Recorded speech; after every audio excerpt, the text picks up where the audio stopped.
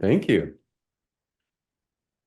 I was highly amused because as your Reverend David was leading the meditation and talking about how um, everything is the teacher, um, it's after 7 o'clock here, and so my partner is out in the yard using yard machinery because it's been too hot up until now. We always fight over who gets to use the yard toys, and so that's going. And then the AC kicked on, and then the filtered water in the refrigerator started going all during the meditation.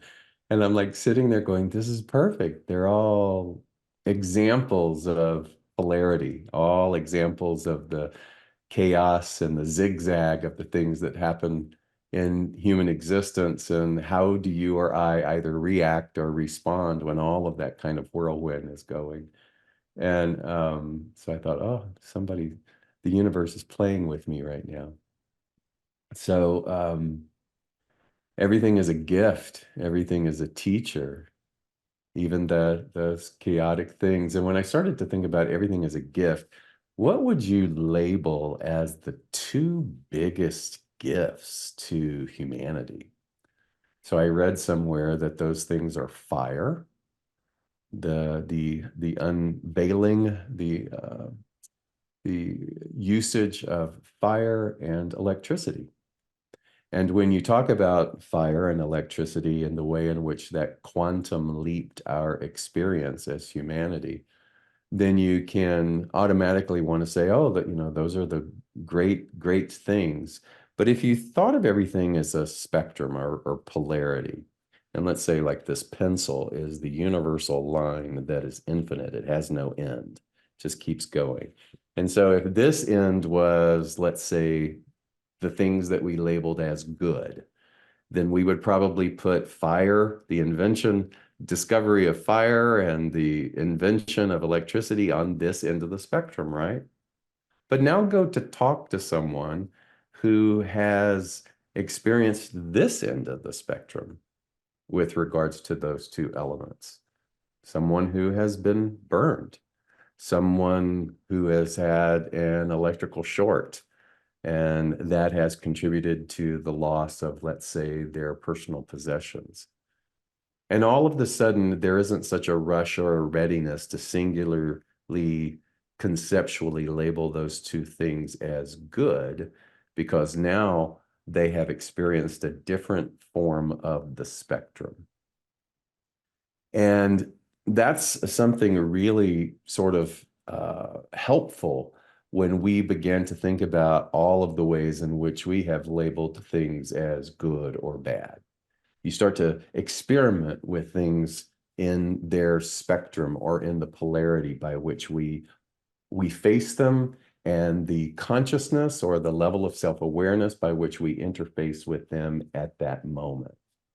So sometimes the background noise that I was describing earlier, I may have just allowed that to just send me off somewhere and lose all concentration. And now I'm laughing, going, isn't that a perfect example of the incessant cycle of things that are going on?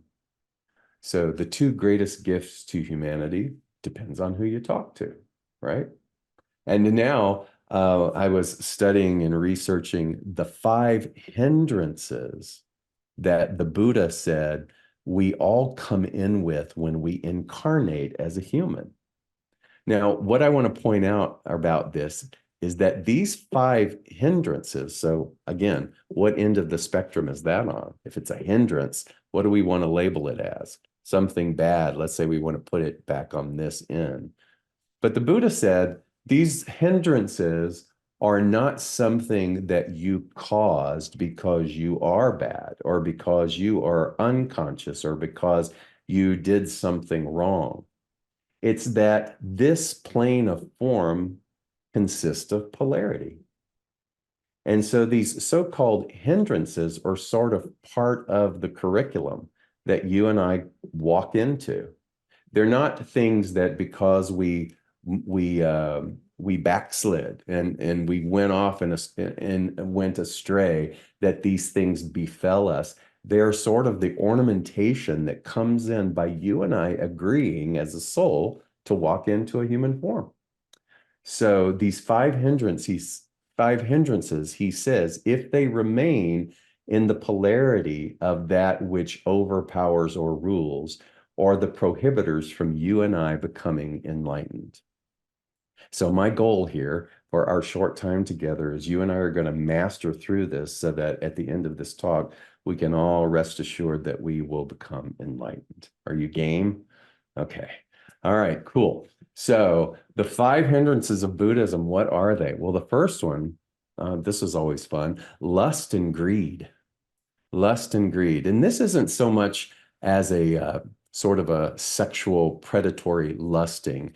It's the idea that happens in consciousness, in polarity, when we start to believe that there's not enough. When we start to look at separation as it exists and cultivate a belief that there's only so much to go around. When that little seed gets not only germinated, but then nurtured and fostered and it grows, it elicits within us, as the Buddha said, a form of lust or greed, because now it's that good old-fashioned covetousness. I want what they have, or I might get something, and by getting it, my fear might cause me to want to hold on to it so tightly because I'm afraid that there is someone else, some other, who might come and take it away from me. And you begin to see that's far from you and I leaning into and embodying a sense of enlightened consciousness. Because any form of lust or greed or consciousness, the whole undercurrent of that being lack in any way fuels that necessity to keep hiding and hoarding. And it's like get while the getting's good kind of stuff. And you start to see even all of the homespun wisdom that has just flowed and trickled down through our domestication, through our ancestral lineage, through our culture, where without even calling it that, without calling it covetousness or greed, it's just plain old lack mentality. And so here's something when you look at your own, now I know maybe many of you have already transcended this one, lust, greed, and covetousness. But let's say that some of us out there are still struggling with that. We still lose, quote, quote, lose something. And all of a sudden we get that anxiousness like, oh my God, I'll never get it back. Or we live in sort of a prevention energy, right? So there is a Buddhist business practice that addresses this particular hindrance. And it's one of my absolute favorites. Are you ready? If you want something really bad, if there is a desire within you, a creative expression within you that is so on fire, and you can see yourself taste this, it's what you think about, it's what that inner propulsion inside of you just keeps pulling and pulling at you, then a Buddhist business practice with this one is to go and help someone else achieve that. Help someone else achieve the thing that you most want in this world. And what do you think that that does for you if you were to embark upon that kind of operational intention? What do you think would happen? I think a couple of things come to mind. One is it demystifies the idea that there's only so much to go around. You know, if you know, David's a colleague just like me, and if David has some aspirational thing and I'm a good practicing Buddhist, then I will learn about what that thing is, and then I will move heaven and earth to go and to make that thing happen. Not because I'm any different, and not because that same aspirational thing isn't something that I've longed for. But I began to, again, destigmatize or soften and even dissolve the polarity that there is even such a thing as other, that there is even such a thing as lack. And so talking about the 5 hindrances are good, but what's really fun is what can you do about each five? So I'm giving you a lot of homework here. So sit with it and think about, wow, what is that thing?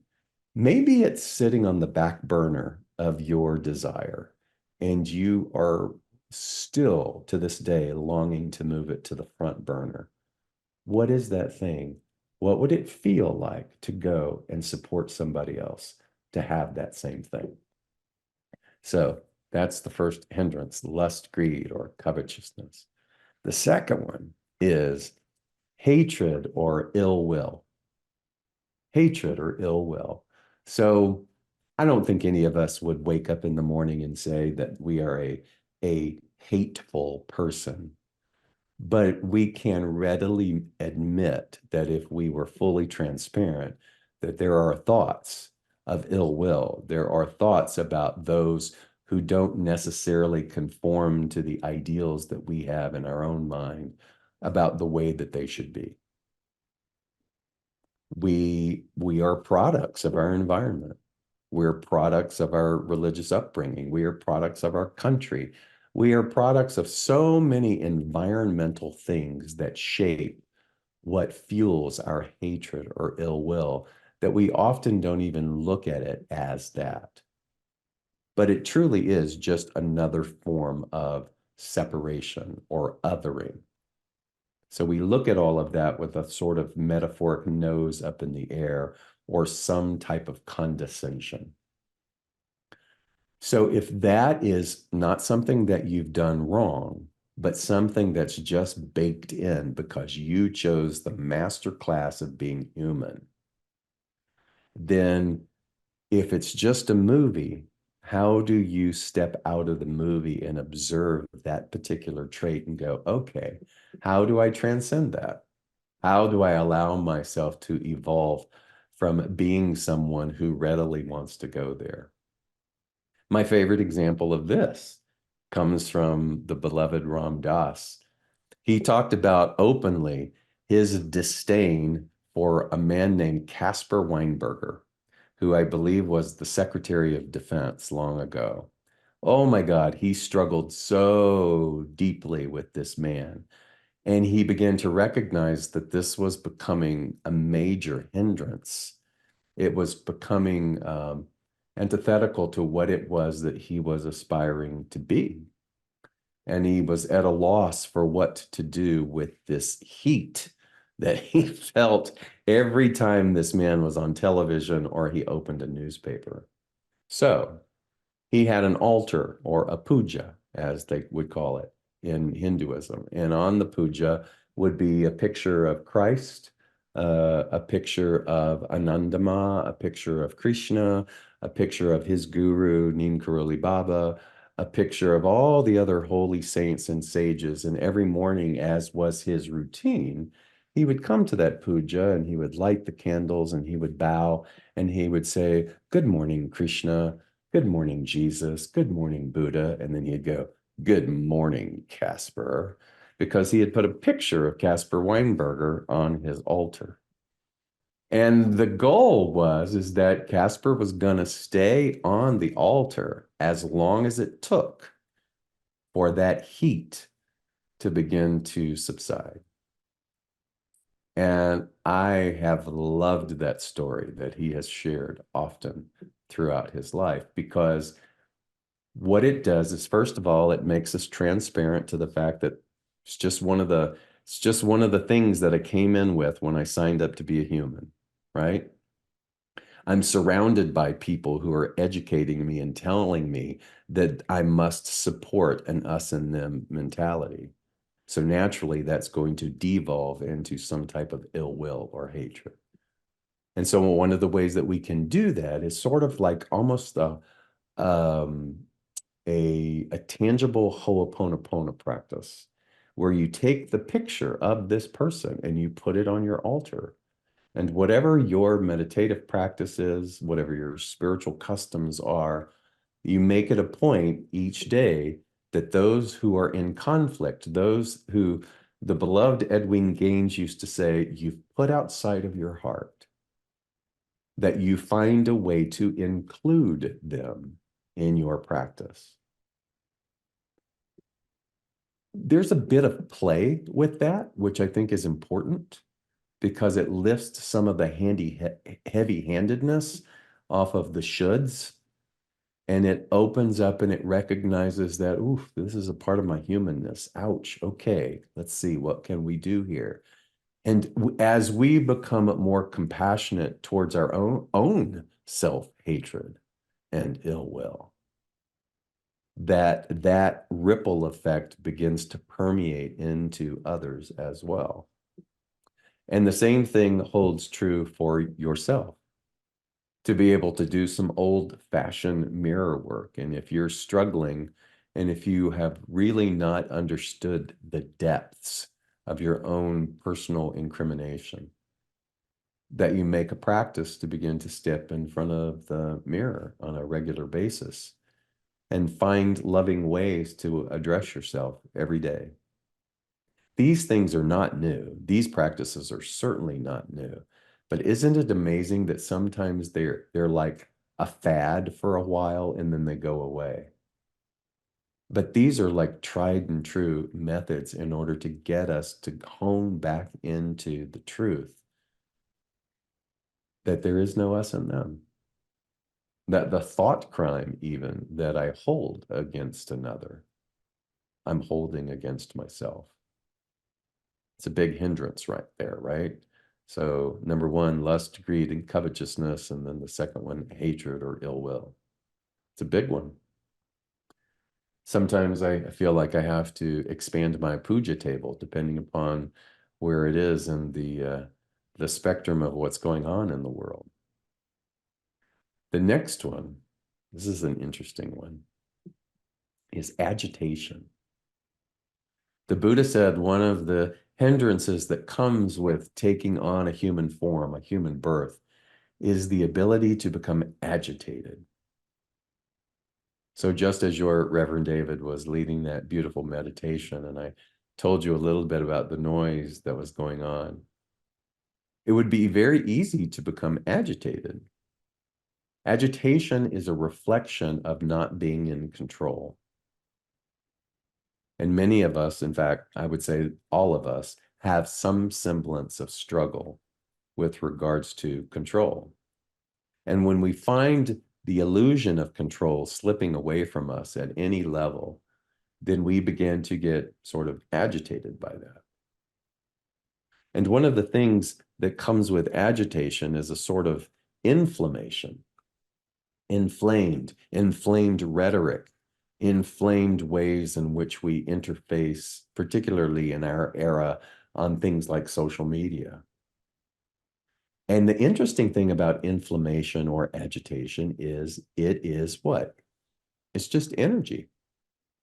And when that energy is used at that particular heated way, when it's directed out towards another, what I have noticed, particularly if I call it inflammation, is that the inflamed rhetoric and the inflamed actions of that energy towards another remain as inflamed or inflammation in the physical body of the person who is distributing that.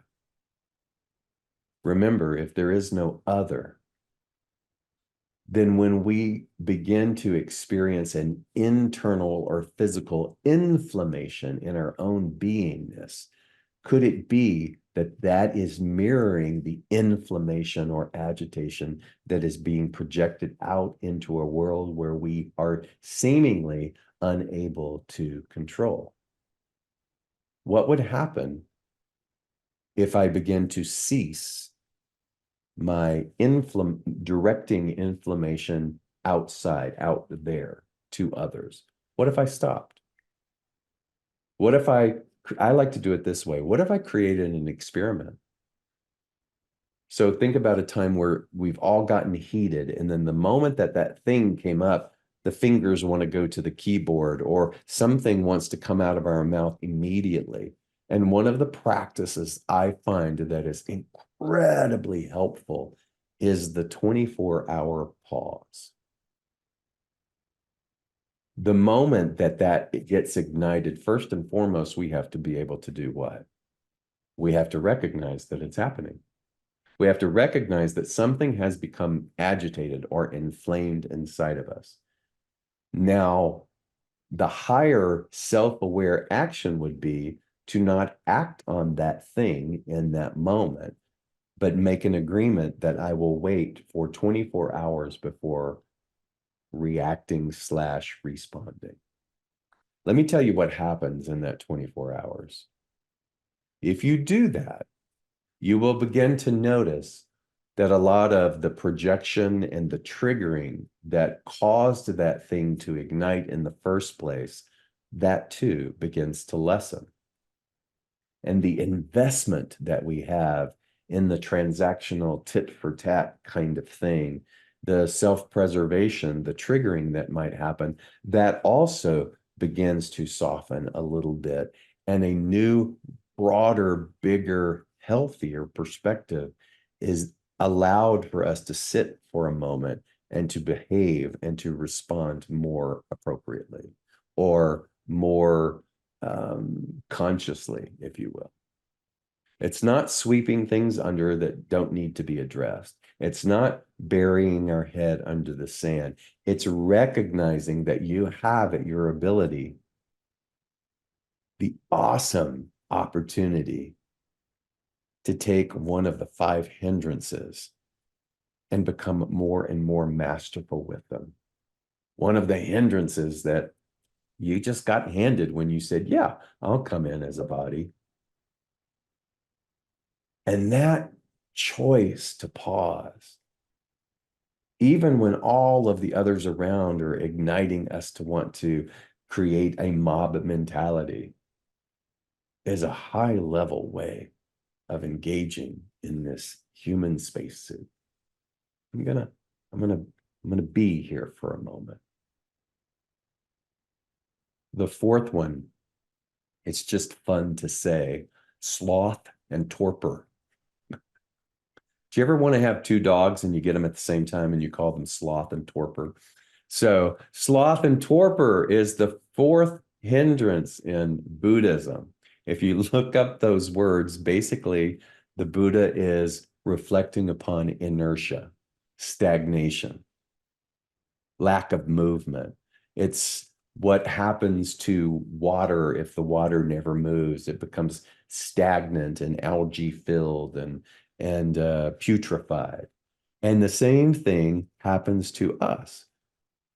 And sloth and torpor is both a physical thing as well as a mental thing. So the mental one, when you think about inert mindset, is the ability to cease having a beginner's mind.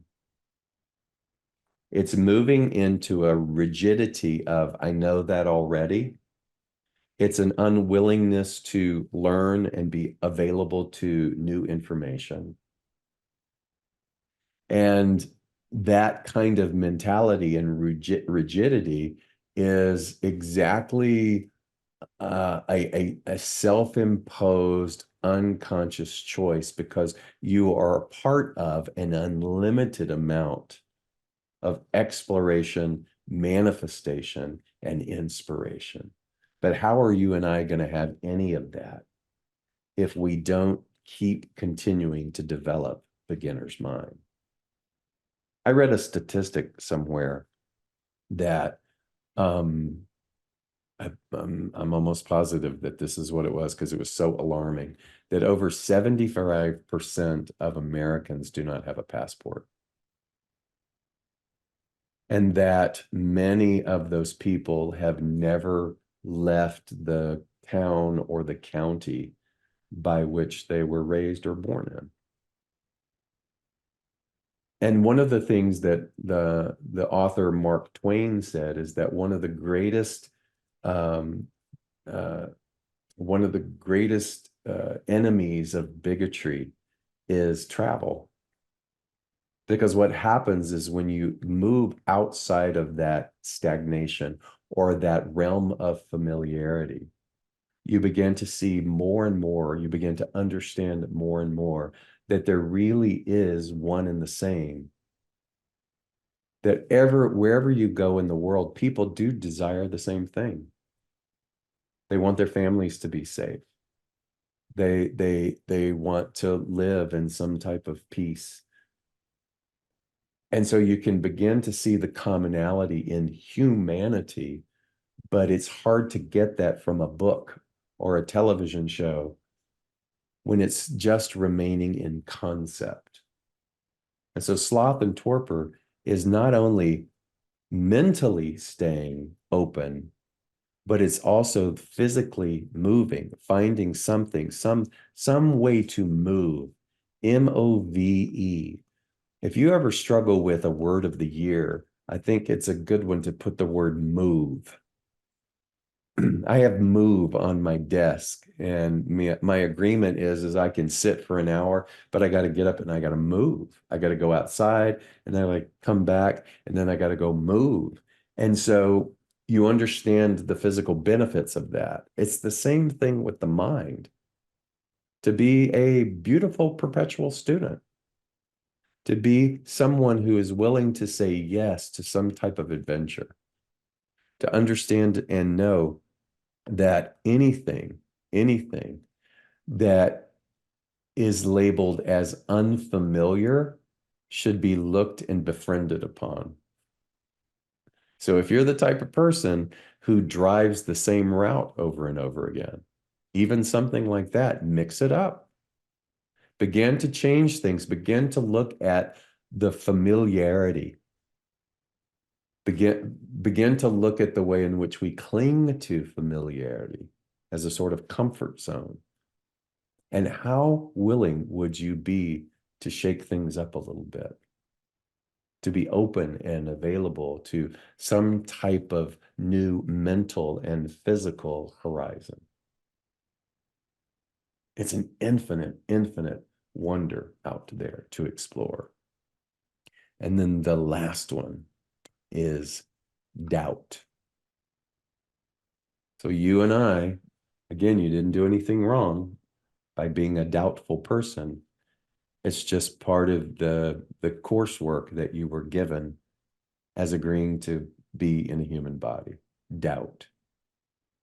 And if doubt becomes the majority, if doubt then becomes the thing that weighs biggest upon us in the way in which we navigate the world, then the Buddha said that hindrance prohibits us from ever experiencing anything that has to do with enlightenment. This is a big one. Think about simply the doubts that were gifted to you from your family of origin. Think about the doubts that you and I experience it on a daily basis with regards to basing our worth on outside feedback. There's a beautiful biblical story that I know you know about Noah and the ark.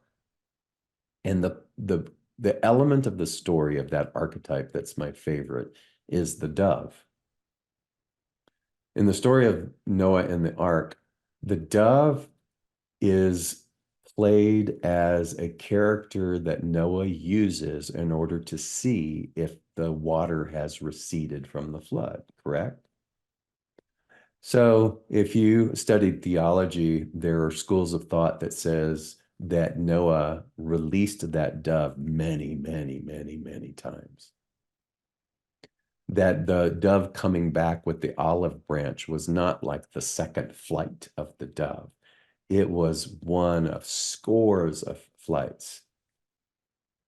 And so the dove comes back with the twig or the olive branch in its beak, symbolizing what? That finally something was poking above the water line, and that, yes, the water was receding, and that, yes, something via a solution of being able to land and start over is about to happen or will happen and occur. And it isn't until Noah continues to release the dove and the dove does not come back that Noah realizes that it has landed.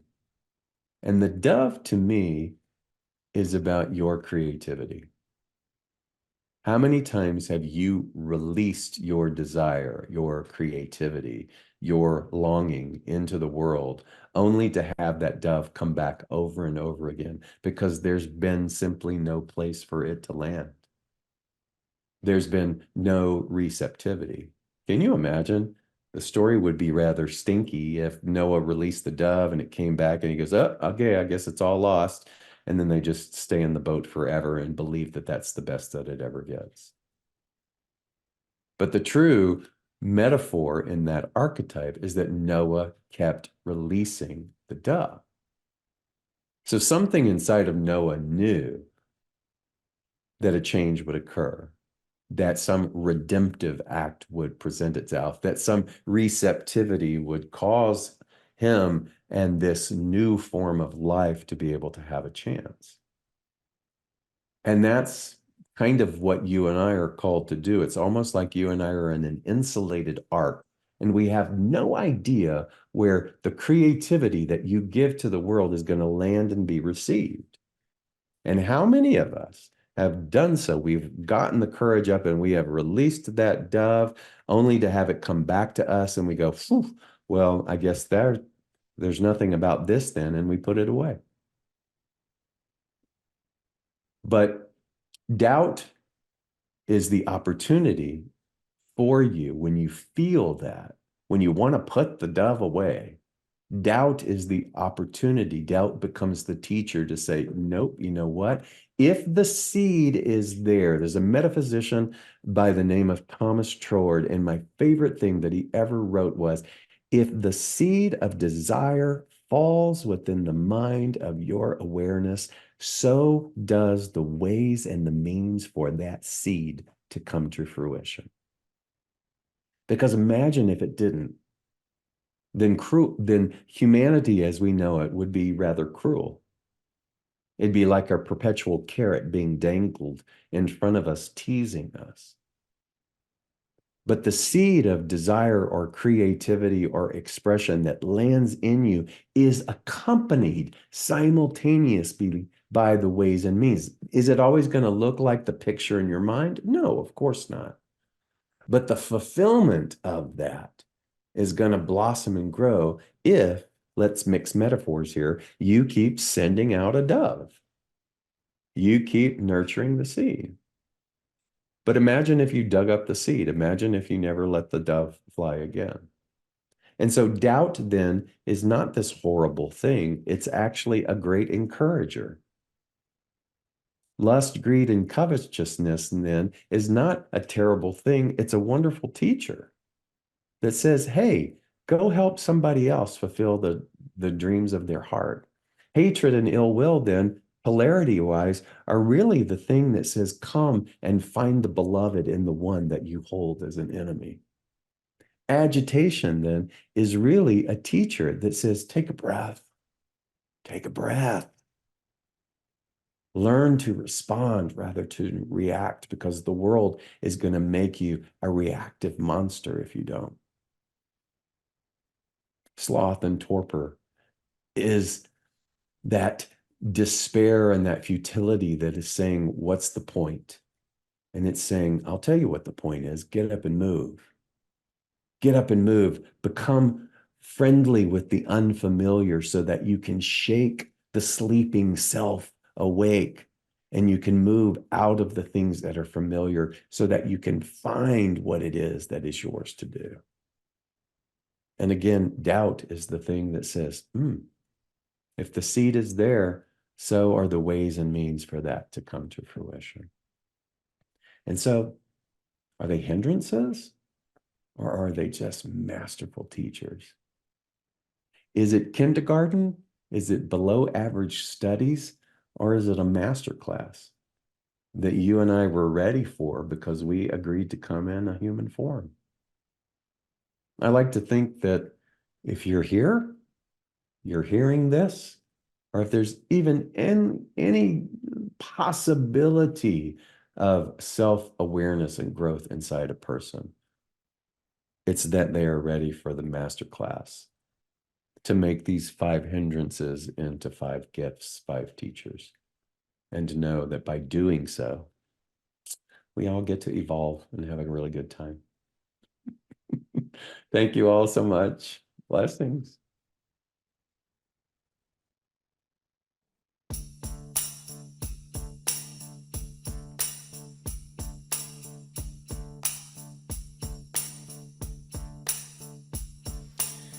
There's no space that His love can reach, and there's no place where we can't find peace.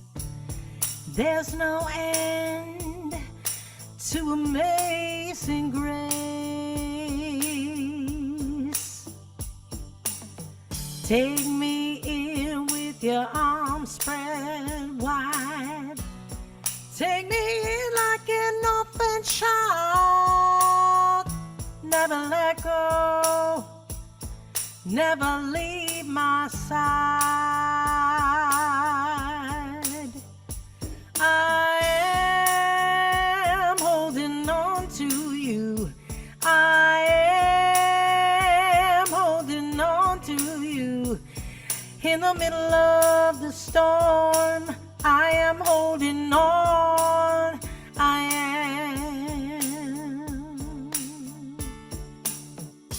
There's no space that His love can reach, and there's no place where we can't find peace, and there's no end to amazing grace. Take me in with your arms spread wide. Take me in like an orphan child. Never let go, never ever leave my side. 'Cause I am holding on to you. I am holding on to you. In the middle of the storm, I am holding on. I am. I am holding on to you. I am holding on to you. In the middle of the storm, I am holding on. I am. I am holding on. I am holding on to you. In the middle of the storm, I am holding on. I am.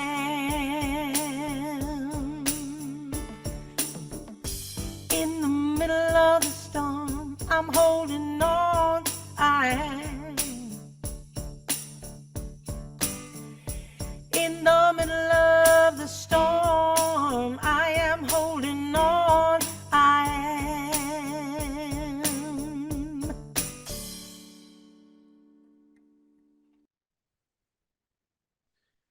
So I am going to lead us in meditation. So let's just settle in right now into this space where everything is a gift. I just can't get enough of this picture. And so as I drink it in with my mind's eye, I'm just grateful for all the elements that are displayed in this picture, whether that's a sunrise or a sunset. I'm just thinking that it's happening just about in a couple of hours. This is exactly what it's going to look like right now. And so as we create this sanctuary in our mind, let's go within. And I'd like us to focus on drawing in, beckoning the God of our understanding right now, whatever gives you comfort and support and healing, whether it be represented through spiritual guides or sages or various deities, Jesus, God, source energy, archangels, whatever that is, let's just ask that those benevolent presences be here with us in this sanctuary right now. As you breathe,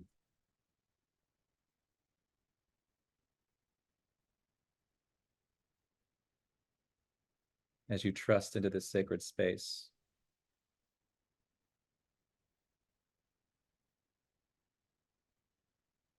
Knowing that all these things, including the picture in your mind's eye, the people in this room, you,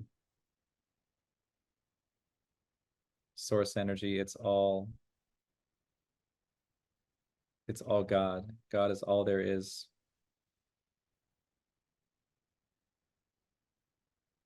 Let's breathe into that with deep gratitude.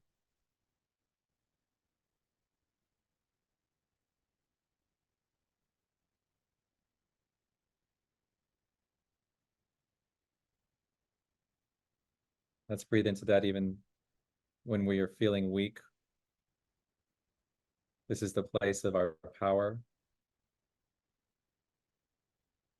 This is the place of divine intelligence and wisdom and harmony and healing and cooperation, abundance, prosperity, kindness, compassion. This is the seat of all those things.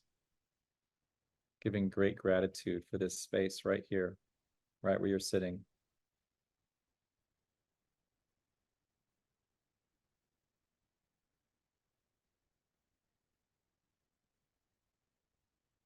And let's just envision a brilliant, gentle, beautiful light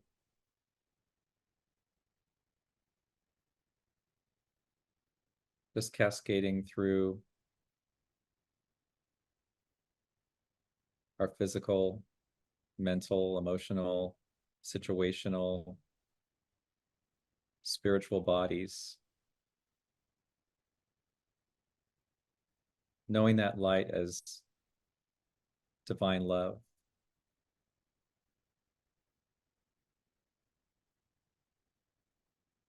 We're just opening our hands, opening our hearts to receive the healing, accepting the healing from this divine light that is always being given.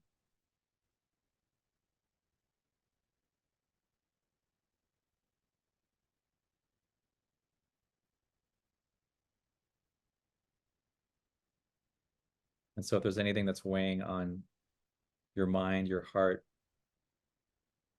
your physical body, just know that this divine light is healing, resolving, and blessing anything that's in discord. As you breathe.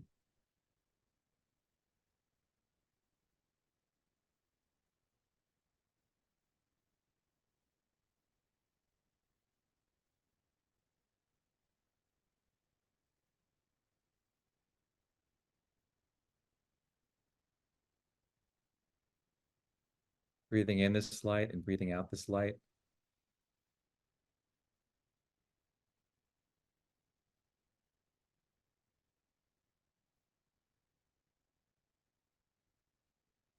Letting your shoulders relax into this light. Letting the muscles on your face, your hands, your torso, just letting the muscles relax into this healing light that's resolving, healing, and blessing.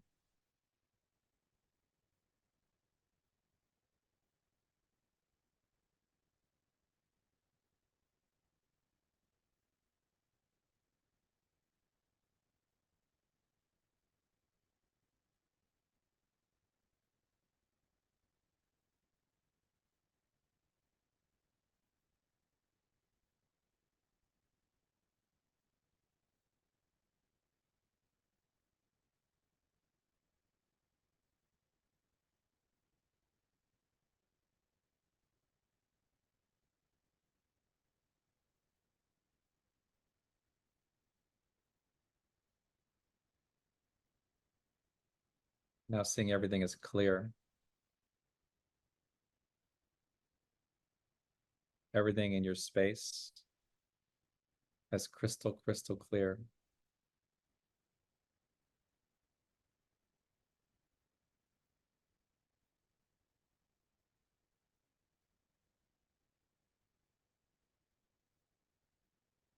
Let's breathe out this divine light, offering this up to anyone else who may be experiencing discord or suffering in any way.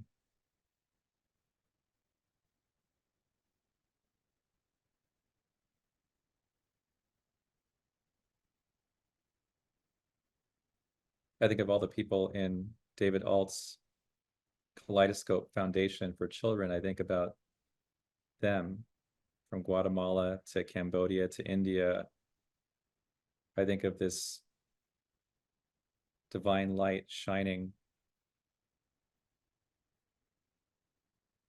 to all of those people, to all of those children, and to all those that are involved in supporting this organization that David founded 20 years ago.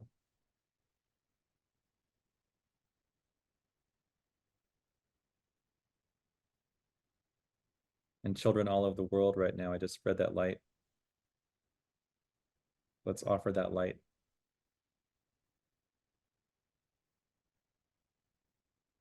And again, let's offer that light wherever there's discord in the world, because we hold this vision of harmony, this absolute truth of joy, of abundance, of healing, of wholeness.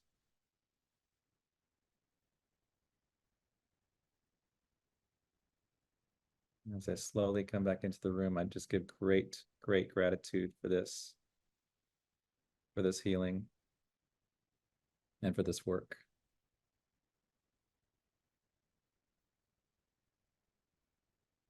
And so it is.